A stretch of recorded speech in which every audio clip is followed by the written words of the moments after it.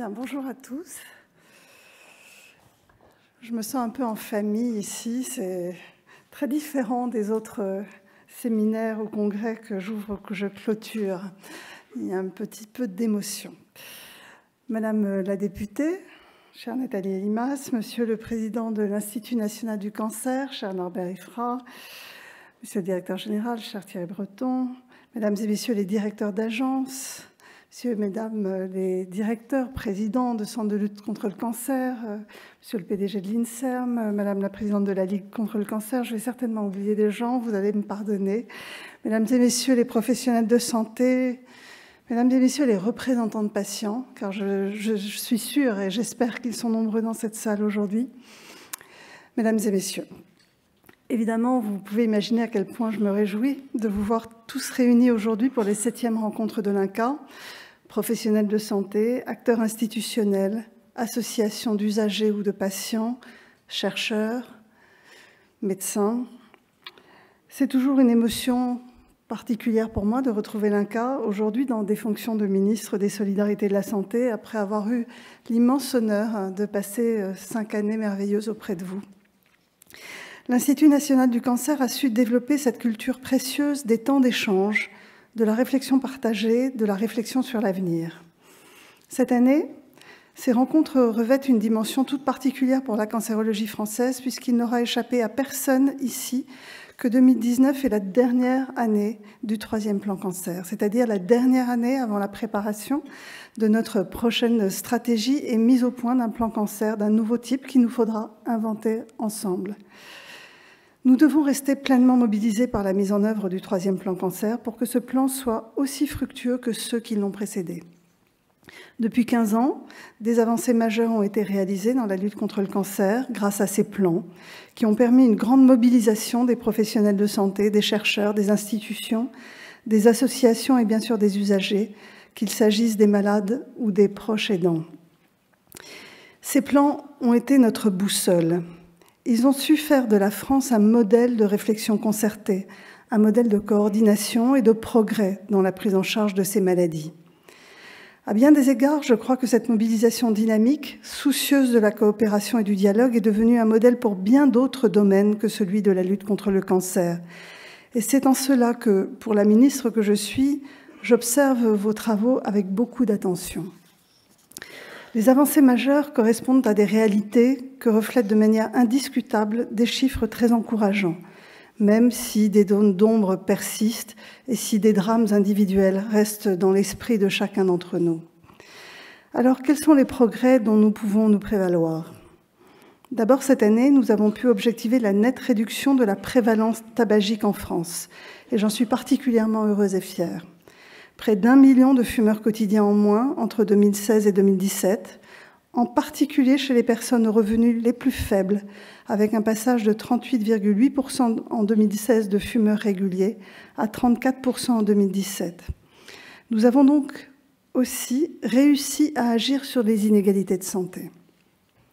Ces résultats sont le fruit d'une politique intégrée que nous avons tous défendue et qui repose sur l'intervention auprès des populations les plus éloignées du système de santé, notamment via des appels à projets financés pour la première fois cette année par le Fonds de lutte contre le tabagisme, qui bénéficie, vous le savez, d'une enveloppe de 100 millions d'euros. D'autres moyens y participent également, avec les augmentations successives du prix du paquet de cigarettes, ainsi que les campagnes récurrentes d'information grand public de l'Institut national du cancer et de l'opération Moi sans tabac, pilotée par Santé publique France. Comme réalisation marquante de cette année 2018, je pense aussi au déploiement à l'ensemble du territoire du dépistage organisé du cancer du col de l'utérus. Il repose aujourd'hui sur une prise en charge intégrale et sans avance de frais par l'assurance maladie, à la fois du test et de son analyse, et devrait faire reculer ce cancer que nous savons évitable et parmi les plus inégalitaires socialement. En matière de soins, pour garantir la qualité, la sécurité des prises en charge et leur pertinence, le ministère des Solidarités et de la Santé a engagé en 2018 des travaux de modernisation du régime d'autorisation de l'activité de traitement du cancer. Plus de 800 établissements de santé sont aujourd'hui impliqués dans ce dispositif. Le changement de tarification à venir permettra, j'espère aussi, de faire progresser en termes de qualité. Aux côtés du ministère, l'Institut national du cancer a formulé des propositions pour introduire davantage de critères de qualité, incluant notamment le dispositif d'annonce, l'accès à l'innovation, la définition de plateaux techniques et la gradation des soins, mais aussi pour mieux préciser la place et le rôle des différents acteurs dont la coopération est nécessaire. Ces éléments viennent compléter les seuils d'activité minimale qui avaient constitué une première étape de restructuration il y a une dizaine d'années, permettant d'améliorer la sécurité et la qualité des soins. Pour favoriser des soins plus fluides, au plus près des malades, un nouveau métier d'infirmier en pratique avancée, associé à un diplôme d'État, a été créé, avec une priorité en oncologie et en hémato-oncologie. Cette mesure traduit le souci d'adaptation des métiers et donc des professionnels de santé aux enjeux de santé publique. Elle était, elle aussi, attendue depuis de nombreuses années. Sur le terrain de la recherche, des travaux d'anticipation et d'accompagnement de l'arrivée sur le marché des immunothérapies, puis des cartes T-cell, ont été conduits notamment depuis plusieurs mois en lien avec la Direction générale de l'offre de soins, la Haute Autorité de santé et l'Agence nationale de sécurité du médicament et des produits de santé. Ces nouvelles thérapies cellulaires et géniques, je pense aux cartes T-cell, se déploient sans trop de retard et redonnent de l'espoir, je pense, à beaucoup de familles. Plus largement, les immunothérapies font l'objet de travaux pilotés par l'Institut sur le champ national et international pour identifier, encadrer, évaluer l'impact et anticiper le déploiement de ces nouvelles thérapeutiques. Le développement de la recherche d'excellence en cancérologie se poursuit également avec la labellisation de structures, je pense aux 8 sites de recherche intégrés sur le cancer, les CIRIC, les 7 cancéropôles, les 16 centres labellisés de phase précoce, les 13 intergroupes coopérateurs français qui ont maintenant, vous le savez, une dimension internationale. 4 projets de recherche clinique de phase précoce ont été financés dans le cadre de partenariats publics-privés et un nouveau programme de recherche dédié à l'adénocarcinome du pancréas a été lancé avec le soutien financier de la Ligue contre le cancer et de la Fondation ARC. S'agissant de l'accompagnement des malades, la révision des conditions de prise en charge des perruques sera effective d'ici avril 2019. Il est proposé pour une partie des perruques un tarif de remboursement à 350 € contre 125 € aujourd'hui. Cela permettra de disposer sans reste à charge de perruques de qualité. Et pour les perruques les plus chères, un encadrement des prix devrait permettre d'éviter des restes à charge trop importants. Enfin, le droit à l'oubli, mesure qui m'est chère. Vous le savez, ce droit à l'oubli connaît des progrès importants avec les récents travaux de l'INCa qui permettent de faciliter l'accès à l'assurance emprunteur en l'élargissant au cancer du rein, aux leucémies et au cancer de la prostate. Un travail devra avoir lieu cette année sur le cancer des 18-25 ans, comme je m'y suis engagée devant les parlementaires récemment. Le 3e plan est très ambitieux, nous le savons, il embrasse large, de la prévention jusqu'à l'après-cancer, et je sais que tout ne sera pas terminé à la fin de cette année, qu'il y aura inévitablement quelques retards et aussi des actions que nous ne pourrons réaliser. Mais restons mobilisés pour l'emmener le plus loin possible et restreindre à la portion congrue ce que nous n'aurons pas pu faire ensemble. Je demande donc à l'Institut national du cancer, d'abord de maintenir ses efforts dans la mise en œuvre du plan Cancer 3 sur l'année 2019, en lien avec l'ensemble des partenaires. C'est une question de crédibilité et de service rendu à nos concitoyens. Je demande également que l'Institut porte une attention particulière aux actions les plus complexes, relatives notamment à la restructuration de l'offre de soins, à l'évaluation et à l'accès à l'innovation et au maintien dans l'emploi et à la réinsertion des personnes. Enfin, je lui demande de continuer à bien associer les acteurs territoriaux au déploiement du plan, y compris les territoires d'outre-mer. Nous devons poursuivre nos efforts, avancer dans la bonne direction, dans la même direction, mais nous ne pouvons pas faire l'économie d'une évaluation. J'engage donc avec la ministre de l'Enseignement supérieur, de la Recherche et de l'Innovation, Frédérique Vidal, l'évaluation du 3e plan cancer. Cette évaluation doit nous permettre d'observer les progrès enregistrés sur la santé de nos concitoyens en matière de prévention, en matière de qualité des soins, d'harmonisation des pratiques notamment, en matière de guérison, en matière de séquelles, en matière de qualité de vie et de réduction des inégalités sociales et territoriales. Il s'agira également d'évaluer la mise en œuvre du 3e plan cancer et d'apprécier en quoi ce plan et l'action de l'Institut ont contribué à ces évolutions. Nous disposons d'ores et déjà de nombreux éléments.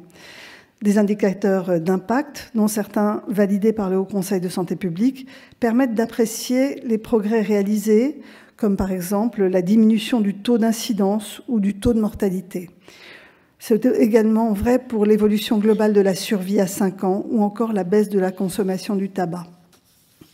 Le dispositif de pilotage et de suivi du plan Cancer 3 fait par ailleurs l'objet, vous le savez, d'un pilotage resserré et surtout d'un reporting détaillé, action par action, donnant lieu chaque année à un rapport au président de la République.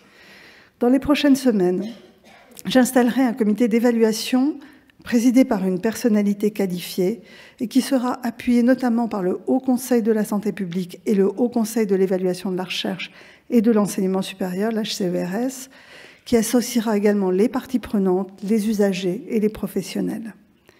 Cette évaluation, vous le savez, est un impératif, comme pour toute politique publique. Elle doit correspondre à notre vision des politiques de lutte contre les cancers qui doivent traiter de toutes les questions qui intéressent les patients et assurer la continuité entre la recherche, la prévention et les soins. Le comité d'évaluation devra me rendre un rapport en octobre 2019 et répondre notamment aux questions suivantes. La première est: que peut-on dire de l'évolution de l'état de santé des populations en termes notamment de progrès de la survie, de progression des comportements en matière de prévention, d'évolution des séquelles ou encore d'impact sur la qualité de vie? Deuxième question: en quoi les plans cancer, et particulièrement le 3e plan cancer, ont contribué à ces résultats? En quoi, plus largement, une politique dédiée permet-elle d'améliorer l'état de santé de la population? Autre question: quelles ont été les principales réalisations, mais également les insuffisances de la mise en œuvre du 3e plan cancer? Quel en a été l'impact sur la lutte contre les inégalités de santé? Quelles sont les recommandations pour l'avenir? À la suite de cette évaluation, je souhaite disposer au premier semestre 2020 d'une proposition de stratégie de lutte contre les cancers applicable pour les années futures. Notre ambition, nous le savons déjà, sera la même que celle que nous portons d'ores et déjà tous ici, et cette ambition, c'est de refuser la fatalité. Sans présager du futur, il nous faudra consolider notre action. Le 3e plan cancer, mais aussi les 2 premiers, ont permis d'enregistrer des progrès importants. Ils ont mis en place des dispositifs, des outils, des structures, des actions au service des patients, c'est-à-dire des outils qui répondent à leurs besoins et aux exigences d'aujourd'hui. Je pense en particulier à l'accès à l'innovation qui a été facilité avec le programme Accès, les CLIP ou les réunions de concertation pluridisciplinaire. Il faut continuer à les faire évoluer dans une logique d'amélioration continue de la qualité et de l'efficience, et je le répète, de l'harmonisation de toutes les prises en charge sur tout le territoire. Au-delà, il nous faudra repousser les limites. Notre action doit être guidée par la nécessité d'améliorer la santé de nos concitoyens et de lutter sans relâche contre les pertes de chance et les inégalités. Nous ne pouvons accepter de regarder la maladie terrasser des personnes en quelques mois sans pouvoir leur offrir de solutions.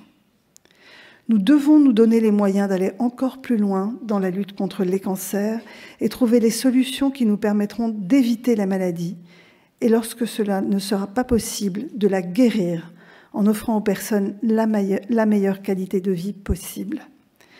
Je suis certaine que la prévention sera un axe majeur. Il ne peut en être autrement.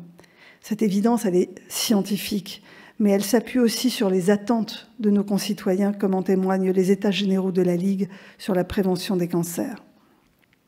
Il est impératif de permettre à chacun d'être en capacité de réduire son risque de cancer par des choix adéquats au quotidien. Il faudra aussi que notre future stratégie reflète cette grande priorité qu'est la prévention pour le gouvernement. L'un des combats qu'il nous faudra poursuivre avec la dernière énergie, c'est aussi la limitation des séquelles de la maladie, pour offrir aux personnes touchées par le cancer une meilleure qualité de vie. Nous le savons, plus de 3,7 millions de personnes en France vivent aujourd'hui avec un cancer ou en ont guéri.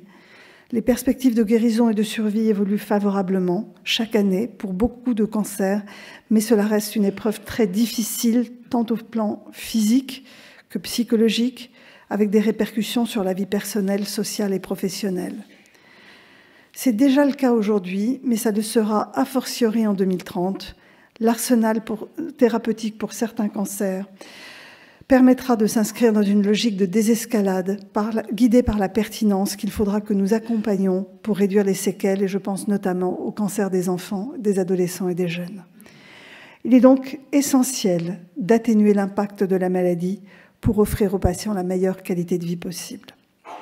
La génétique, les thérapies ciblées, l'immunothérapie spécifique, les nouvelles technologies, la chirurgie mini-invasive, la radiologie interventionnelle, la radiothérapie de haute précision, les prises en charge ambulatoires sont autant d'opportunités et d'outils pour améliorer cette qualité de vie des patients à terme. La stratégie future devra aussi impérativement s'attaquer au cancer de mauvais pronostic, notamment chez l'enfant. Si les plans cancer ont incontestablement permis des avancées essentielles en matière de prise en charge des malades, dans une logique ininterrompue d'accompagnement des évolutions diagnostiques et thérapeutiques, de structuration de la recherche, ces pathologies-là n'ont malheureusement pas enregistré de progrès significatifs. Certains cancers, comme le cancer du poumon, le cancer du pancréas, certaines leucémies, des tumeurs du système nerveux central, dont les tumeurs du tronc cérébral chez l'enfant, sont autant de cancers contre lesquels nous devons être pleinement mobilisés. Dans un contexte où nous observons une progression générale de la survie, où l'on sait que pour certains cancers, les progrès sont réels, pour d'autres, au contraire, les perspectives restent très sombres. Pour ces derniers, si nous ne faisons rien, il ne se passera rien. C'est là qu'il nous faut fournir un effort supplémentaire. Nous devrons, pour nous y attaquer, penser différemment notre action, par la recherche, son évaluation, la durée des projets, repenser aux besoins les méthodologies pour des essais cliniques plus rapides, plus efficaces, mieux adaptés à ces populations de patients. Il nous faut aussi, pour nous attaquer au cancer de mauvais pronostic, privilégier une recherche fondamentale pluridisciplinaire et faire tomber les cloisons qui séparent parfois les laboratoires. Nous devons, c'est ma conviction, plaider pour une mobilisation européenne et internationale de première importance. Pour nous attaquer à ces défis, nous devons unir nos forces et conjuguer nos énergies. La façon dont la médecine de précision se développe fait que le nombre de patients pouvant participer à un essai clinique se réduit inévitablement. Il y a donc un intérêt évident à organiser des programmes de recherche clinique européens accessibles à des patients de plusieurs pays pour rendre cette recherche plus efficiente, pour qu'elle profite à plus de patients et pour qu'elle soit, in fine, plus efficace. Je pense notamment au cancer pédiatrique. Plus largement, l'enjeu est de permettre aux meilleures équipes de recherche internationales de travailler ensemble et de disposer des moyens de le faire. Par ailleurs, je sais que vous évoquerez cet après-midi l'intelligence artificielle comme nouveau moyen de faire reculer l'incurable. J'ai la conviction profonde que l'intelligence artificielle, qui est déjà un atout considérable dans l'aide au diagnostic, notamment dans l'imagerie des cancers, je pense à l'anapath, pourrait l'être tout autant dans les années à venir en matière de personnalisation des traitements à partir de l'analyse de données massives. Je compte sur le comité d'évaluation pour nous guider par ses recommandations, à nous fournir les moyens de relever collectivement ces défis. Cette nouvelle ambition, elle doit être de franchir ensemble un cap important pour les patients, pour les communautés professionnelles et au-delà pour l'ensemble de nos concitoyens. Ce matin, vous avez eu la chance d'entendre Raphaël Enthoven. Dans ses morales provisoires, celui-ci rappelle que le courage, c'est se jeter à l'eau. C'est un geste sans cause, sans motif et sans explication. C'est une insurrection de l'individu, une façon de ne pas être soumis.